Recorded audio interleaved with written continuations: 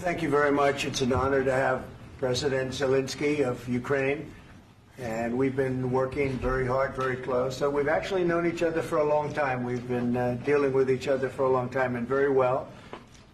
We had a little negotiation spat, but that worked out great. I think for both countries, I think for the world, actually, beyond both countries. And we have something that is a very fair deal. And we look forward to getting in and digging and working and getting some of the rare earth. But it means we're going to be inside, and it's a big commitment from the United States, and we appreciate working with you very much. And we will continue to do that. We have had some very good discussions with Russia. I spoke with President Putin, and we're going to try and bring this to a close. It's something that you want and that he wants. We have to negotiate a deal, but we've started the confines of a deal, and I think something can happen. The big thing is the number of soldiers, mostly at this point, but soldiers being killed. You're losing thousands of soldiers. So on both sides, we're losing a lot of soldiers, and we want to see it stop. And we want to see the money get put to different kinds of use, like rebuilding. And we're going to be working very hard. But we've had a lot of very good conversations. I will say until we came along, the Biden administration didn't speak to Russia whatsoever. They didn't speak to anybody. They just allowed this to continue. And I will say that, I'll say in front of you, you've heard me say it 1,000 times, if I were president, this war would have never happened. We would have had a deal negotiated for you without having to go through what you've gone through. But your soldiers have been unbelievably brave. We've given them great equipment, but somebody has to use the equipment. They've been unbelievably brave, and we give them great credit. This was supposed to be over very quickly, and here we are 3 years later. So I give tremendous credit to your generals and your soldiers and yourself in the sense that it's been very hard fighting, very tough fighting. They're great fighters, and you have to be very proud of them from that standpoint. But now we want to get it over with. It's enough, right? We want to get it over with. So it's an honor to have you here. Thank you very much for coming. We're going to sign the agreement at the conference in the East Room in a little while, right after lunch. And we'll be having lunch together. We're also discussing some other things, and we appreciate everybody being here. It's somewhat of an exciting moment, but the really exciting moment is when they stop the shooting and we end up with a deal. And I think we're fairly close to getting that, and an honor to have you. And please, I'd like to say something. No, thank you so much, Mr. President. Thank you for the invitation. And really, I hope that this first document will be first step to real security guarantees for Ukraine, our people, our children. I really count on it. And of course, we count that America will not stop support. Really, for us, it's very important to support and to continue it. I want to discuss it with details further during our conversation, and of course, the infrastructure or security guarantees. Because for today, I understand what Europe is ready to do. And of course, I want to discuss with you what the United States will be ready to do. And I really count on your strong position to stop Putin. And you said that enough with the war. I think that is very important, Ben, to say these words to Putin at the very beginning of war, because he's a killer and terrorist. But I hope that together we can stop him. But for us, it's very important to, to save our country, our values, our freedom, democracy, and of course, no compromises with the killer about our territories. But it will be later. And of course, what I wanted, we spoke about it by phone, but about the drones production. We have very good drones production. I think the best one in the world for today because of the war.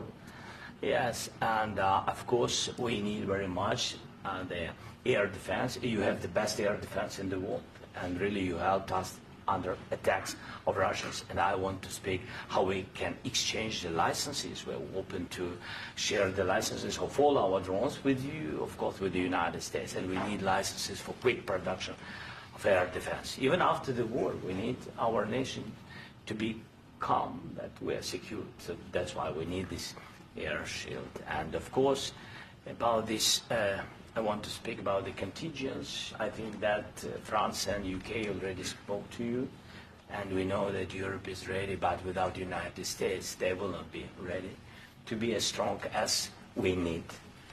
And then the last point, last not least, about exchange, about our people and children. And you know that these crazy Russians, that they stolen 20,000 of children, Ukrainian children. They changed their names, they changed their families, relatives, and now they're in Russia. We want to bring them back. And really, it's a big, big dream, task and goal for me and our warriors. By the way, Mr. President, we exchanged, released more than 4,000 warriors from Russian prison, but there are thousands more in the prison. I wanted to share with you some images, how it's, can I now? Yeah, please. One minute. I just you to understand in what circumstances, in what situation they are, and what the attitude of Russia to our prisoners. That guys, just you before and after. And you see before and after, just you to understand. Now thousands of such guys, ladies and men, there, and that, so they don't eat, they beat them, and they, they do a lot of bad things. So out of, even during the war, there are rules. Everybody knows there are rules during the war. So these guys, they don't have any rules. You see that 50, 60 kilograms left, and a lot of such things. And I didn't want to show you what the changes with images of children, because I will just share with you.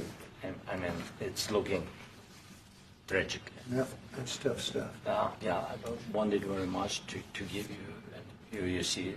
Yeah. This is pastor, by the way. They stolen pastors because it's not Russian church. They stolen pastors and moved pastors to the prison. At the end of last year, we brought 3 pastors, and we could exchange them. And this is pastor, you see. Yeah, that's tough.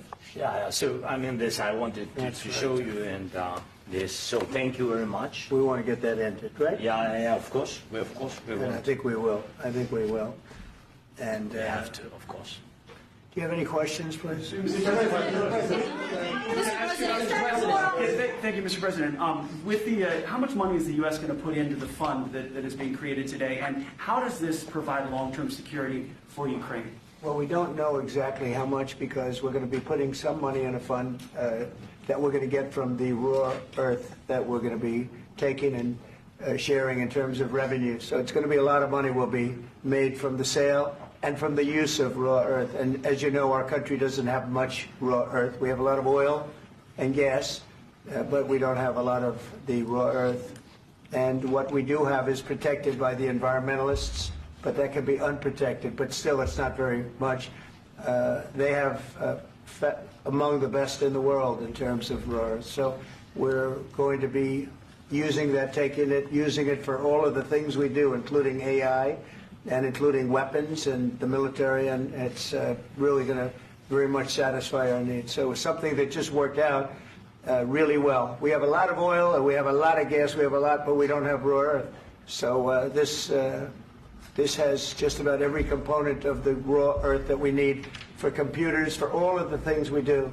This puts us in great shape. And on long-term security for Ukraine, how does this provide? I think they're going to have great luck. I think once we make the agreement, that's going to be 95% of it.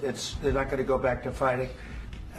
I've spoken with President Putin, and I feel very strong. I've known him for a long time, and I feel very strongly that they're very serious about it, and we'll make a deal. And when the deal is made, I don't think we talk about security. Everyone's talking about the other day. All they talked about was security. I said, let me make the deal first.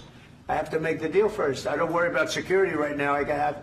We have to have a deal, because right now, last week, 2,000 soldiers died on both sides. 2,000, and they're losing 1,000, 2,000, 3,000 a week. So as we sit here and we talk, people are getting shot and dying on the battlefield.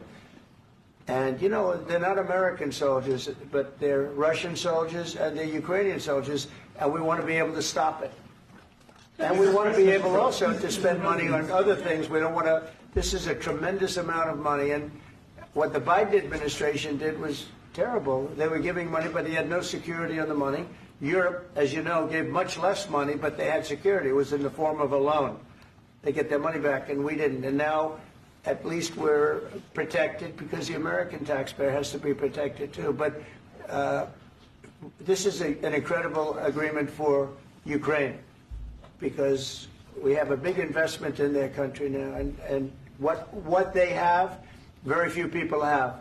And we're able to really go forward with very, very high-tech things and many other things, including weaponry that we're going to use in many locations, but that we need for our country. This allows us to do that. Will you continue sending military aid? Yes, go ahead, please. If I can just yes. In the document, there is one of the very important points if we speak about business and investment. We never had LNG terminals in Ukraine. This document will open. I mean, the next document, but anyway, here we see in the framework, we see really goodwill for this. LNG terminals for us is very important, and I think for security of European continent. We have the biggest storage, gas storage. We have the biggest in Europe. Yes, yes, and we can use it. Use it for LNG. Use it for LNG, and we will do it. And really, we can help Europe because Europe really helped. President Trump said that they made less support, but they are our friends and they are our very supportive partners. They really gave a lot, Mr. President. They did.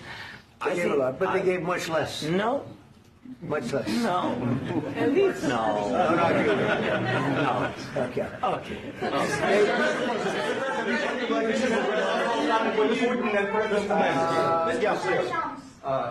Mr. President Trump, you have repeatedly called the deal with Ukraine as a historical one. And as a President of the United States, you make historical decisions in other issues which affect America and other world. So what place in the world history do you want to take? And do you associate yourself with any famous historical figures? Yeah, I'd say George Washington, Abraham Lincoln. I would say I'm far superior to George Washington and Abraham Lincoln. Now, you know I'm only kidding, right? Because when I say that, the fake news is going to go wild. They're going to say he considers himself to be better than Washington. But you never know. You never know. I don't compare myself to anybody. I'm here to do a job. We've had a great 35 days or whatever it might be, a month, a little more than a month. We've accomplished tremendous amounts. Not only this would be a very great achievement if we could get the war stopped and get them back to normalization. I think that's going to happen.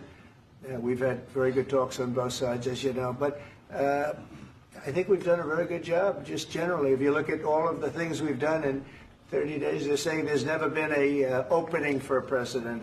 The first month, there's never been a first month like we've had. And this is one of the very important things. This, to me, is one of the most important things because we have tremendous death taking place as we speak, and I don't want to have that. You know, think of the parents, whether they're in Russia or Ukraine, think of the parents of all these people being killed needlessly. They came to our territory. Should have never started. This would have, if I were president, this would have never started. Mr. President, will you continue sending military aid to Ukraine after the U.S. signs this agreement with Ukraine? Yeah, we're going to be continuing. President Zelensky, do you feel like the U.S. is on your side, that President Trump is on your side at this moment? Right. What do you think? He wants to know, do you think that, sort of a stupid question. I guess we wouldn't be here if I wasn't. But, I think that the United States on our side from the very beginning of occupation, and I think that President Trump on our side, and of course, I'm sure that the United States President will not stop support. This is crucial for us. It's important for us. Yes. And Putin, the president speaks about the people and the soldiers which are dying, but they came to our territory, they came to our land. They began this war, and they have to stop. And I think this is the question, with really the most important question. Can President Trump, I hope yes, with some other allies, to stop Putin, withdraw these enemies, our enemy, withdraw these troops from our land? And I think that you asked about the history, I think that if President, or when, he will stop Putin, if President Trump will bring peace to our country, I think he will be on this wall. We've had very, very good talks. President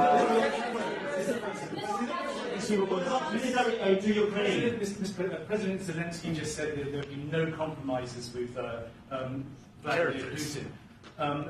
I just wanted to ask both of you. Firstly, are there compromises that you think that President Zelensky is going to have to make? And President Zelensky, is there anything that you might be thinking that you may be able to offer or bring to the table, for example, elections? Thank you. I think you're going to have to always make compromises. You can't do any deals without compromises. So certainly he's going to have to make some compromises, but hopefully they won't be as big as some people think you're going to have to make. That's all. It's all we can do. I'm here as an arbitrator, as a mediator to a certain extent between two parties that have been very hostile, to put it mildly. They've been very hostile. There's been a vicious war. There's been a vicious war. You know, it's a very level battlefield, and those bullets go out, and as I've said many times, we were talking about it with Pete, many times the only thing stopping those bullets is a human body. And in the case we're talking about, generally young human bodies are stopping a lot of bullets. It's dead level. That's why it's great farmland. It's great land. It's great farmland, but there's very little protection against the bullets that are being, and other things that are being shot. So all I can do is see if I can get everybody at the table and get an agreement. And I think we're going to end up with an agreement. Otherwise, I wouldn't probably be even here today. Mr. President, I've got two questions for you. You think ultimately your legacy will be the peacemaker and not the president that led this country into another war and ended foreign wars? And I've got a question. I hope it will. I mean, I hope I'm going to be remembered as a peacemaker. This would be a great thing if we could do this. I'm doing this to save lives more than anything else. Second is to save a lot of money, but I consider that to be far less important. So I hope I'm going to, thank you, Brian, for that question. It was a nice question. I hope I'll be known and recognized as a peacemaker. This would be a great thing to solve. This is a very dangerous situation. You know, this could lead to a third world war. This was headed in the wrong direction. If this election were lost, if we didn't win this election, and we won it by a lot, that was a mandate. We won every swing state. We won the popular vote by millions and millions of votes. We won everything. The districts, you look at the areas of red, take a look at a map. This was a big mandate, and this was one of the things. I said, we're going to get this thing settled. If we didn't win, I think this could have very well ended up in a third world war, and that would not have been a good situation. What was your second question? And my second question for President Zelensky. Why don't you wear a suit? You're at the highest, why don't you wear a suit? You're at the highest level in this country's office, and you refuse to wear a suit. Just want to see if do you own a suit? Yeah, problems. A lot of Americans have problems with you not Really? respecting the dignity of this office. I will wear a costume after this war will finish. Okay. Yes, maybe one. Maybe something like this. Something like yours, yes. That'd be great. Maybe something better, I don't know. We will see. Maybe something cheaper than, yeah. Thank you. Thank you. Thank you, President Trump. You said yesterday that you have... Are you going to send more arms to Ukraine in case there's no peace? Yeah, we're going to have arms to Ukraine, yeah, sure. Hopefully I won't have to send very much, because hopefully we're going to have it finished. We're looking forward to finishing this quickly. We're not looking forward to sending a lot of arms. We're looking forward to getting the war finished so we can do other things. But we very much appreciate the agreement, because we needed what they had, and we're treating, you know, our country is now treated fairly. Biden didn't do that. He didn't know what the hell he was doing. This should have never happened. This should have never started. But, sure, the answer is yes, but hopefully we won't have to send much because I'm looking forward to getting it done quickly, very quickly. Does that mean you'll provide security guarantees, Mr. President? I don't want to talk about security yet because I want to get the deal done. You fall into the same trap like everybody else. A million times you say it over and over. I want to get the deal done. Security is so easy. That's about 2% of the problem. I'm not worried about security. I'm worried about getting the deal done. The security is the easy part. Security is very nice. Everybody stopped shooting. And now will Europe put people there? I know France is going to. I know the UK is going to. I know other countries are going to, and they happen to be right next door.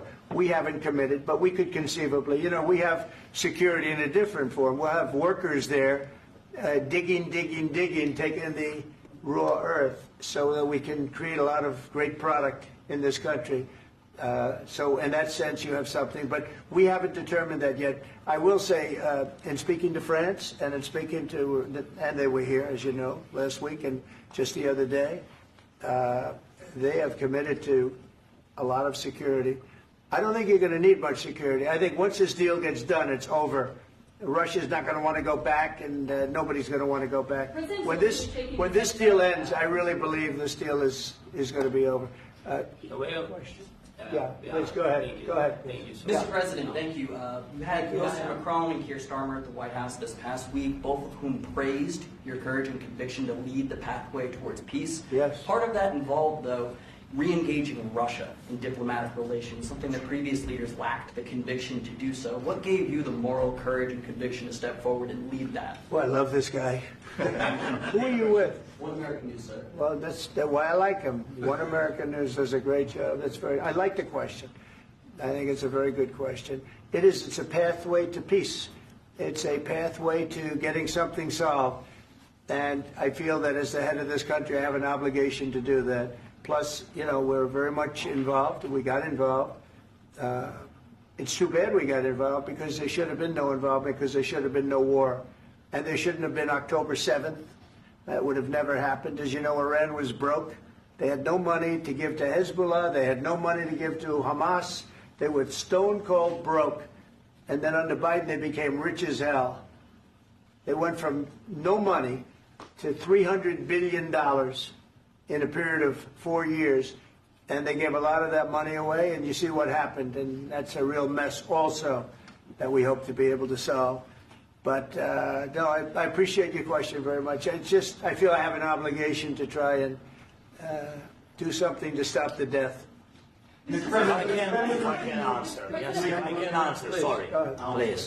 Please. And I do like your clothing, by the way. Yeah, really? Even though I think he's a great guy, by the way. But I don't know if you two like each other. But you know what? I think he's dressed. I like this guy. I think he's dressed beautiful. So I have more serious things than answer on such question. Sure, I will answer on more serious question statement. if I can. Yeah. So please, about security guarantees and about just ceasefire. We can't just speak about ceasefire and speak. It will not work. Just ceasefire will never work because I'm like a president. I have this experience, and not only me. Ukraine before my presidency, from the 2014, Putin broken 25 times.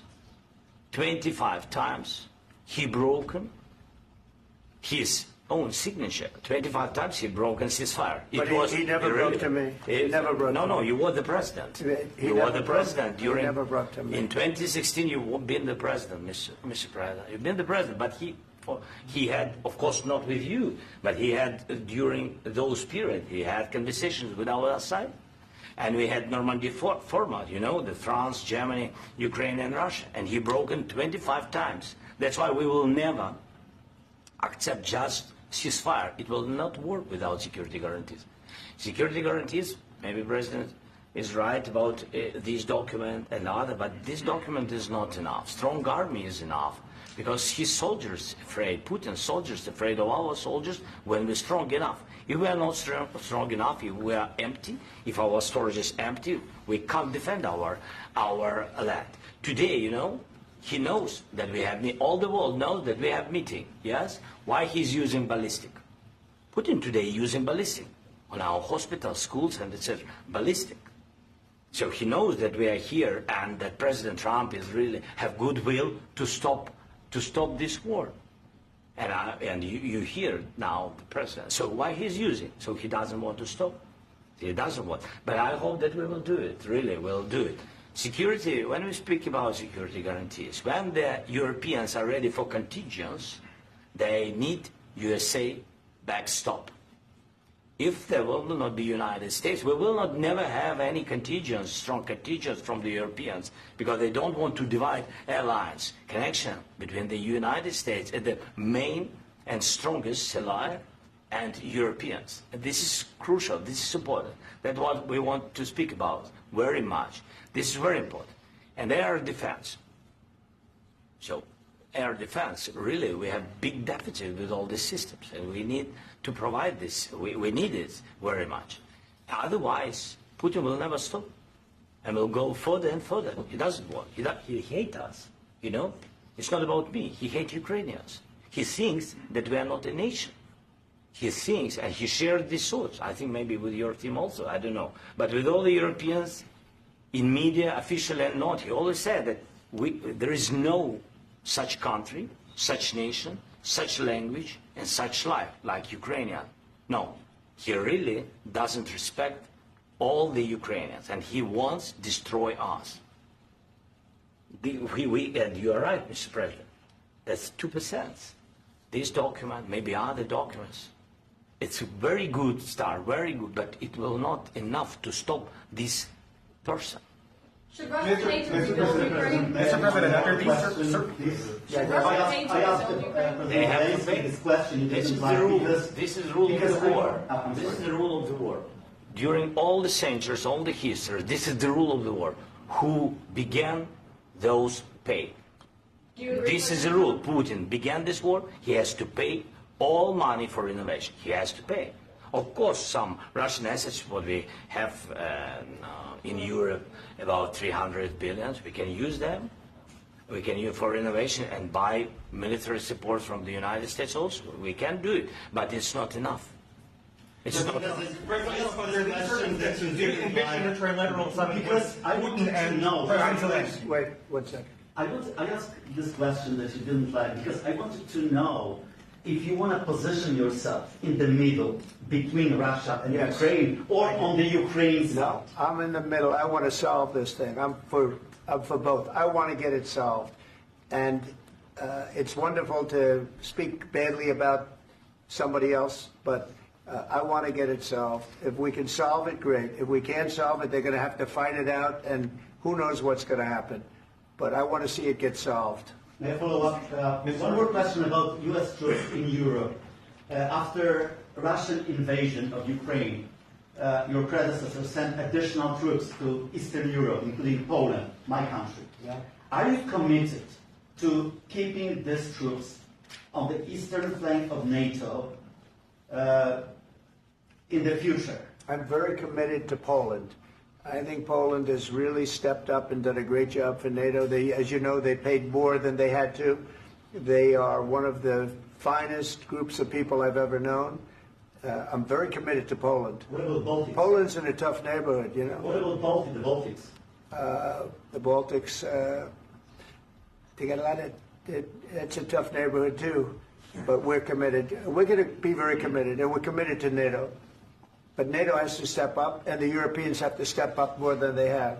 And I want to see them equalize, because they are in for far less than we're in. And they should be at least equal.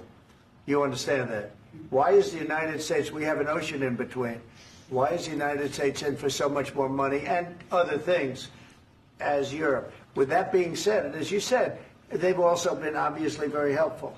But we have put in far more than they have. And I think they should equalize. Mr. President, Please, go ahead. About the agreement again today, what changed between the first time that Secretary Bessent gave President Zelensky the agreement and today for the signing? We made a deal. So What was the deciding factor? I'm a business person. We made a deal. That's what changed. Along with minerals. I didn't think we were going to make a deal. And We ended up making the deal, so that changed. Mr. President, what and how do you envision a trilateral summit with President Zelensky and Putin? I don't know, but well, they don't like each other, I can tell you that. Okay? They do not like each other. This is not a love match, and it's unfortunate. That's why you're in this situation. The United States should not have allowed this to happen, okay? The United States, run by a man that didn't know much, I'm going to be very nice, run by an incompetent person, very incompetent person, should never have allowed this to happen. I've stopped wars. I've stopped many wars. My people will tell you, I stopped wars that nobody ever heard about. I stopped wars before they ever started. You can look at some of, I could give you a lot of nations that would tell you right now they were probably going to war. I could tell you right now there's a nation thinking about going to war on something that nobody in this room has ever even heard about. Two smaller nations, but big, still big. And I think I've stopped it. But this should have never happened. Sorry, just a second. About any negotiations. First of all, I want really to tell you, and I think that everybody understands that Ukraine, more than Ukrainians, nobody wants to stop this war.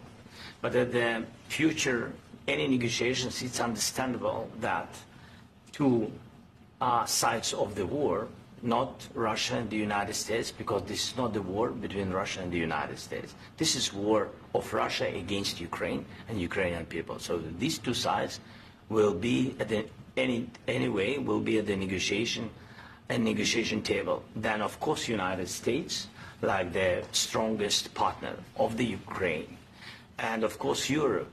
I think Europe is very important. I want to speak about it with the President. Yes, Europe is very important for us because we really defend Europe for today. All Europeans really recognize that we are defending life and they have real life and our people are dying. That's why they helped us. And also it's about the NATO. Yes, between, like the President said, you have big, nice ocean. Yes, between us. But if we will not stay, Russia will go further to Baltics and to Poland, by the way. But first to the Baltics. It's understandable for them because they've been in the USSR. You know, they've been one of the republics of the USSR, and Putin wants to bring them back to his empire. It's a fact. And when he will go there, if we will not stay, you will fight. Your American soldiers, it doesn't matter, do you have ocean or not, your soldiers will fight. Mr. President, would you be willing to visit Ukraine, maybe Kyiv or Odessa, which is going to be a third year of the Black Sea? It was my question. I'm sorry. I don't want to talk about Odessa now. Let's not talk about Odessa. I want to talk about making a deal, getting peace. We don't have to talk about Odessa, but a lot of cities have been destroyed. A lot of cities that are not recognizable. There's not a building standing. No. And a lot of things Mr. President, you have to come and to look. No. We have very good cities. Yes, a lot of things have been destroyed, but mostly cities alive, and people work, and children go to school. Sometimes it's very difficult. Sometimes closer to front line, children have to go to underground schools or online, but we live. Ukraine is fighting, and Ukraine lives. This is very important. And maybe it's Putin is sharing this information that he destroyed us. He lost 700,000 people, 700,000 soldiers. He lost everything. Yes. So. Mr. President, one more. I mentioned Poland. Please, go ahead. When did you last speak with President Putin, and what did he say that? A couple of days ago. And what did he tell you that gave you the assurance that he wanted peace? Well, that's what I do. My whole life is deals. I know pretty good. And I've known him for a long time. I've dealt with him for a long time. He had to suffer through the Russia hoax. You know, Russia was a hoax. It was all Biden. It was nothing to do with him. So he had to suffer through that, and he was able to do that. I think that he wants to make a deal, and he'd like to see it end. That's all I do. That's what I do. My whole life, that's what I do, is make deals. And I'm in the middle of a mess, because this is a real mess. It's a very dangerous one. If this doesn't get solved now, it's not going to get solved for a long time. So I hope we're going to get it solved. In the back, please. Thank you, Mr. President. Prime Minister Starmer claimed repeatedly that his government believes in free speech and was not engaged in censorship. But his country's government arrests people for memes and thought crimes, and even more worrisome is pressuring American companies to censor Americans on his behalf.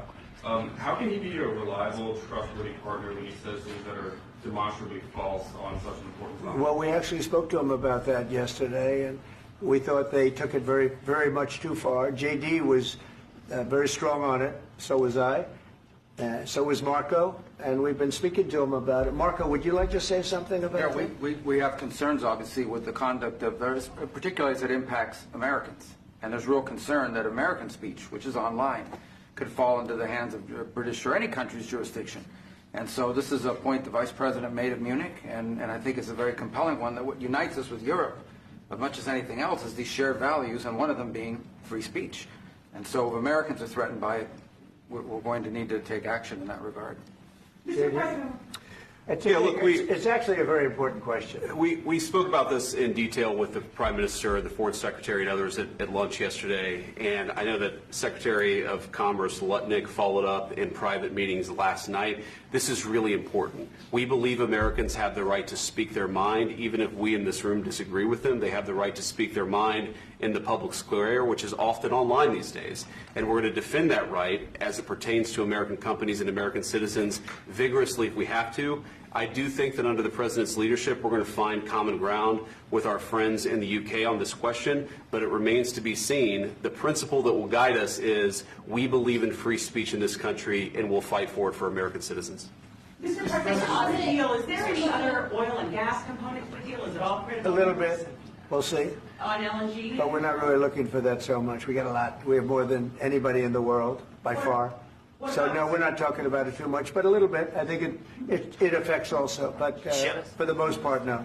And, sir, is there any agreement from Ukraine to purchase U.S. LNG as part of the deal, or is that on the table at all? No, we don't need that. Mr. President, I just wanted to ask you about, you just mentioned that you'd spoken to Vladimir Putin a couple of days ago. Just to be clear, that's a new call, not the one that you... I've spoken to him on numerous occasions. Okay. And how was the latest call? What did you discuss? How did it go? Are you serious with that question? I am. I'd love to know. It went well. I think we're going to have a deal. On the minerals deal, Mr. President, some of those minerals are in the east of Ukraine, not far from the front lines and in areas that Russia has occupied. Will you direct President Putin to withdraw his forces from those areas if there's U.S. interest? Well, we'll take a look at the time. We have a lot of area. It's a very big area we're talking about, so we'll take a look. I'll study that and I'll see. And who would protect those minerals if they are U.S. interests? Would that be Ukrainian forces? They'll be protected. The agreement will protect them. U.S. The agreement, yeah, we're signing an agreement. You know? Right, but what if Russia tries to invade or there's Russian aggression in those spots? I just told you I don't think that's going to happen. And if that were going to happen, I wouldn't make a deal. If I thought that was going to happen, I wouldn't make a deal. Some people may wonder why. You know, you ought to focus on CNN on survival. Not asking me these ridiculous questions. Focus on surviving, because CNN's got such low ratings. I don't think they're going to survive. Let's go. Please go. I already mentioned Poland. Poland was under Russian control for decades after the Second World War. When I was a kid, I looked at the United States not only as a most powerful country, richest country in the world, the country that has great music, great movies, great muscle cars, but also as a force for good. And now I'm talking with my friends in Poland, and they are worried that you align yourself too much with Putin. What's your message for them? Well, if I didn't align myself with both of them, you'd never have a deal. You want me to say really terrible things about Putin and then say, "Hi, Vladimir, how are we doing on the deal?" That doesn't work that way. I'm not aligned with Putin. I'm not aligned with anybody. I'm aligned with the United States of America and for the good of the world. I'm aligned with the world, and I want to get this thing over with. You see the hatred he's got for Putin. It's very tough for me to make a deal with that kind of hate. He's got tremendous hatred, and I understand that, but I can tell you the other side isn't exactly in love with, him either. So it's not a question of alignment. I'm aligned with the world. I want to get the thing set. I'm aligned with Europe. I want to see if we can get this thing done. You want me to be tough? I could be tougher than any human being you've ever seen. I'd be so tough. But you're never going to get a deal that way, so that's the way it goes. All right, one more question. Hey, I will respond to this. So look, for 4 years in the United States of America, we had a president who stood up at press conferences and talked tough about Vladimir Putin, and then Putin invaded Ukraine and destroyed a significant chunk of the country. The path to peace and the path to prosperity is maybe engaging in diplomacy. We tried the pathway of Joe Biden of thumping our chest and pretending that the President of the United States' words mattered more than the President of the United States' actions. What makes America a good country is America engaging in diplomacy. That's what President Trump is doing. Can I ask you? Sure. Yeah? Yeah. Okay. So he occupied our parts, big parts of Ukraine, part of East and Crimea. So he occupied it on 2014. So during a lot of years, so I'm not speaking about just Biden, but those time was Obama, then President Obama, then President Trump, then President Biden, now President Trump, and God bless, now President Trump will stop him. But during 2014, nobody stopped him. He just occupied and took. He killed people. You know what the contact 2015. 2014 and 2014. 2014. Yeah. So I was not here. Yeah, but that's exactly right. Yes, but during 2014 till 2022, yeah, the situation the same. The people have been dying on the contact line. Nobody stopped him. You know that we had conversations with him, a lot of conversations, my bilateral conversation, and we signed with him, me, like a new president. In 2019, I signed with him the deal. I signed with him, Macron and Merkel, we signed ceasefire. Ceasefire. All of them told me that he will never go. We signed him with gas contract. Gas contract. Yes, but after that, he broken this ceasefire. He killed our people and he didn't exchange prisoners. We signed the exchange of prisoners, but he didn't do it. What kind of diplomacy, JD, you are speaking about? What do you mean?